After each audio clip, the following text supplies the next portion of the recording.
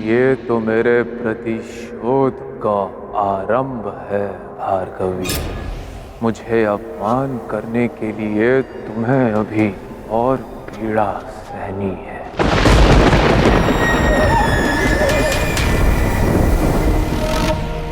भार्गवी, मैं समझ सकती हूँ कि इस समय तुम्हें अत्यंत दुख हो रहा होगा कि श्रीनिवास तुमसे मिलने नहीं आए सूर्यास्त के पूर्व, किंतु इसके पीछे अवश्य ही कोई दृढ़ कारण होगा।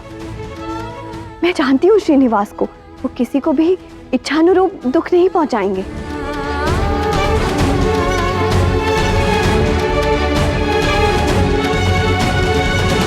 आप जिसका पक्ष ले रही हैं वो आपका पति है, वो श्रीनिवास नहीं जिससे मैंने प्रेम किया था।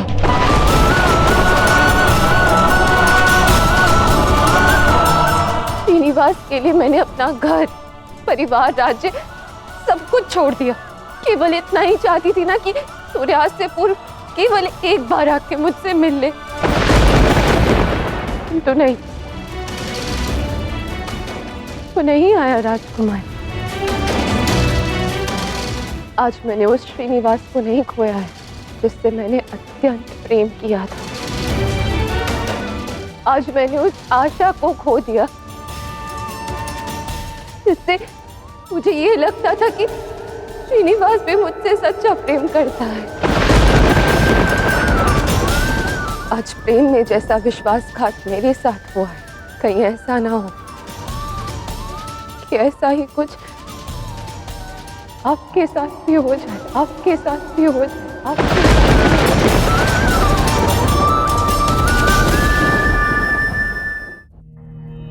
रुको भार्गवी, अब तक मुझे तुम्हारे प्रति संवेदना थी, सहानुभूति थी मुझे तुम्हारे लिए, किंतु लगता है कि तुम उस सहानुभूति के लायक ही नहीं हो। कदाचित तुम ये भूल रही हो भार्गवी कि वेंकटगिरी छोड़कर जाने का निर्णय तुम्हारा था।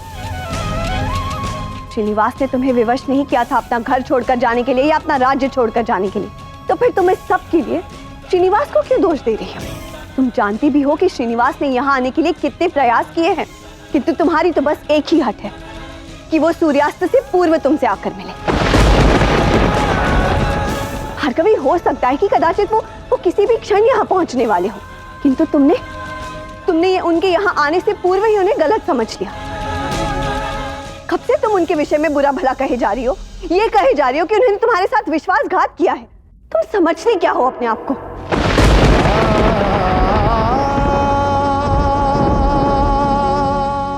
एक ब्राह्मण की पुत्री, वो साधारण कन्या जिसने एक युवक से प्रेम किया है और लगा कि वो भी मुझसे प्रेम करता है, किंतु नहीं, मैं गलत थी। मुझे ज्ञात है कि श्रीनिवास बुरा मनुष्य नहीं है, वो बस मुझसे प्रेम नहीं करता। और कल को ऐसा ना हो वो आपसे भी प्रेम करना भूल जाए। तुम में और मुझ में बहुत अंतर है भार्गवी। तुम परिस्थिति को कोसना जानती हो और मैं परिस्थिति को अपने हित में मोड़ना जानती हूँ। चाहे श्रीनिवास के विषय में कितना भी बुरा भला कह लो, किंतु मुझे पूर्ण विश्वास है कि श्रीनिवास और मैं सदैव साथ रहेंगे। भार्गवी, तुम मेरे साथ चलो, मुझे तुमसे कुछ महत्वपूर्ण बात करनी है।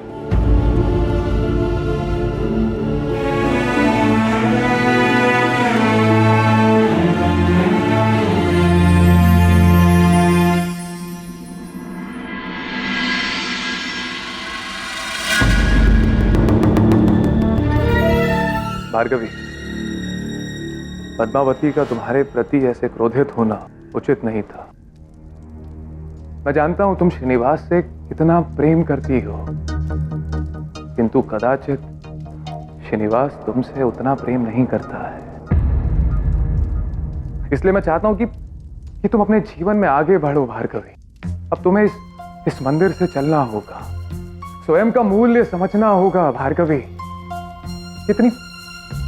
कितनी विशेष हो तुम भार्गवी।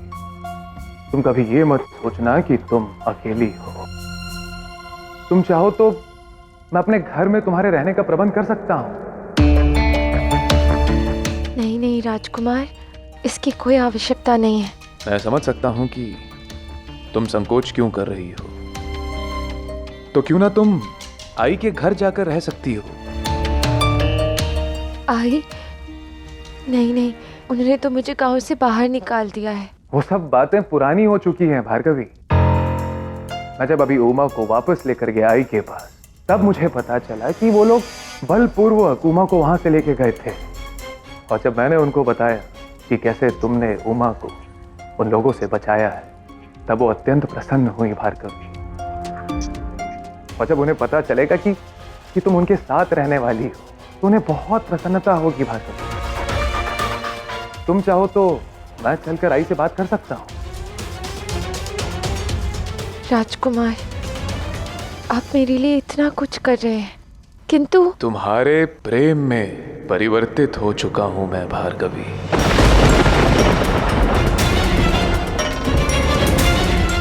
किंतु अब मुझे अपने लिए कुछ नहीं चाहिए तुमसे भार्गवी।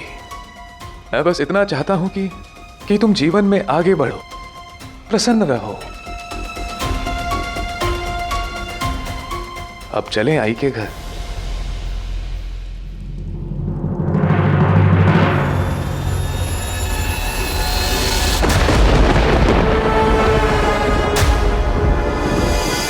तुम नहीं जानती कि मेरी क्या योजना है भार्गवी। तुम्हें आई के घर भेजना मेरी एक योजना है। अब देखो तुम्हारा जीवन कैसे पीड़ा से भर देता हूं मैं।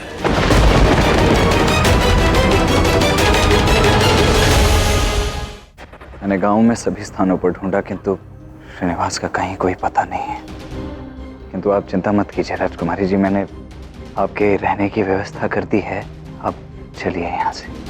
नहीं गोविंदराज, मैं यही श्रीनिवास की प्रतीक्षा करूंगी, चाहे उन्हें कितना भी समय क्यों ना लग जाए।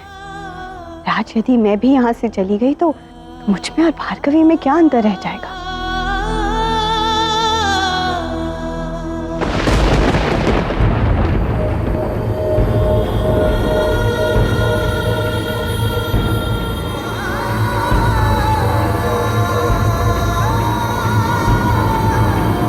मुझे ज्ञात था श्रीनिवास कि आप अवश्य आएंगे। आपने यहाँ आने के लिए कितने प्रयास किए, केवल इतना जानने के लिए कि भार्गवी ठीक है या नहीं। किंतु उसे सबका कोई ध्यान ही नहीं है श्रीनिवास। उसने आपके विषय में कितना बुरा भला कहा। आप जिसका पक्ष ले रही हैं, वो आपका पति है, वो श्रीनिवास नहीं जिससे मैंने प्रेम किया था। श्रीनिवास के लिए मैंने अपना घर, परिवार, राज्य सब कुछ छोड़ दिया। केवल इतना ही चाहती थी ना कि सूर्यास्त से पूर्व केवल एक बार आके मुझसे मिल ले। उचित कहा है उसने, ऐसे ही कठोर वचनों का पात्र हूं मैं उचित समय पर यहाँ पर आ नहीं पाया। इसी कारण से भार्गवी कितनी दुखी हो गई। नहीं श्रीनिवास, आपने अत्यधिक प्रयास किए हैं भार्गवी के लिए। इतना भी क्या दुख हुआ भार्गवी को कि वो कुछ समय और प्रतीक्षा नहीं कर सकती थी आपकी। हठ लगाए बैठी थी सूर्यास्त से पूर्व ही आपके यहाँ आने की, जैसे मानो आपने उसे कोई वचन दे दिया। मुझे मात्र एक दिवस दो, मैं शीघ्र तुम्हारे पास आऊंगा। वचन तो मैंने अवश्य दिया था, किंतु अपने कर्म फल के कारण उसे निभा नहीं पाया। बस मैं अपने कार्य में सक्षम नहीं रह पाया।